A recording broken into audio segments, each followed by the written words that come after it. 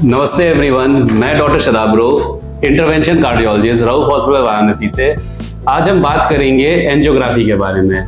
Angiography एक प्रक्रिया है जिसके अंदर हम लोग हार्ट की ब्लॉकेजेस को हम लोग देख सकते हैं। तो अब हम जानेंगे कि आखिर ये की कैसे जाती है। ये एक बहुत मिनिमली इन्वेजिव है और इसमें आप ये कह सकते हैं कि इसमें बहुत कम दर्द होता है और बहुत ही पेन फ्री प्रोसीजर आज के ज़माने में ये हो गया है।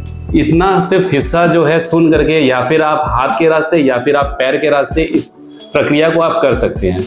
हमारे जगह पे ज़्यादातर हम लोग हाथ के रास्ते ही मैक्सिमम केसेस हम लोग करते हैं।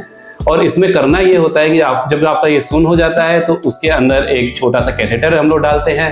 कैथेटर जो है वो आपके हार्ट तक जाता है और हार्ट में जाके हम लोग वहाँ पे एक डाई होती है, हम लोग उस नसों में जाके इंजेक्ट करते हैं और उसके बाद में हम लोग उसको एक सीटी स्कैन जैसा, एक्सरे जैसा आप कह सकते हैं, एक कैमरा के थ्रू हम लोग पूरी नसों को रियल टाइम उस मोशन में हम लोग उसको देख सकते हैं।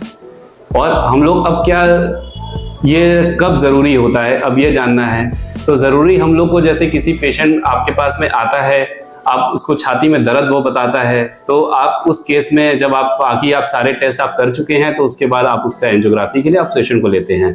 या फिर कभी किसी पेशेंट का जैसे टीएमटी पॉजिटिव हो जाता है या फिर कभी किसी पेशेंट्स के अंदर में इको आपने किया तो इको के अंदर में आपको कोई एरिया आपको लग रहा है डाउटफुल कि यहाँ पे जो है वो पार्ट मूव नहीं कर रहा है, जो इसको रीजनल वॉल मोशन एब्नॉर्मेलिटी कहते हैं, जैसे इजेक्शन फ्रैक्शन जैसे कम हो जाए, तो उस केसेस में आप एंजियोग्राफी करते हैं। साधारण शब्दों में एंजियोग्राफी मतलब दिल की सड़कों का नक्शा है जो बताता है कि खून कहाँ रुक रहा है और कहाँ बह रहा है।